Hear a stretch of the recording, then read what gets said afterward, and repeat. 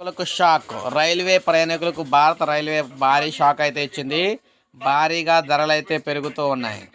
Ticket ధరలను పెంచుతూ భారతీయ railway శాఖ ప్రకటన చేసింది.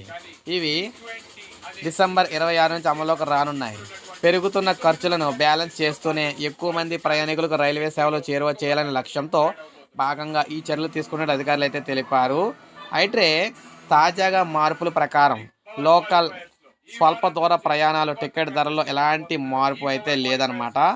ఆర్డినరీ క్లాసులో 215 కిలోమీటర్ల కంటే తక్కువ దూరం ప్రయాణికులకు ఎటువంటి ఛార్జీ అయితే పెంచలేదు. అంతకంటే ఎక్కువ దూరం వెళ్ళే ఆర్డినరీ క్లాస్ రైలు టికెట్ ధర కిలోమీటర్కు 1 పైసా చొప్పున పెంచింది. మెయిల్ లేదా ఎక్స్ప్రెస్, ఏసీ, నాన్ ఏసీ రైళ్లలో కిలోమీటర్కు 2 పైసల చొప్పున ఛార్జీలు అయితే పెంచింది. ఇక నాన్ ఏసీ ట్రైన్లో 500 కిలోమీటర్ల దూరం ప్రయాణించేవారు అదనంగా రూ. 10 మాత్రమే చెల్లించాల్సి ఉంటుంది. ఈ నెల 26 నుంచి కొత్త ధరలు అమల్లోకి అయితే రానున్నాయి.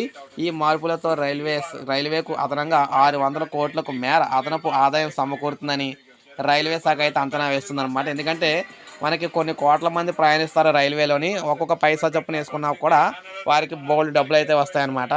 సో 600 కోట్ల వరకు కూడా, అంటే మనం చూసుకుంటే రైల్వేకు 600 కోట్ల వరకు కూడా అయితే ఆదాయం అయితే చేకూరుతుంది అనమాట రైల్వేకు.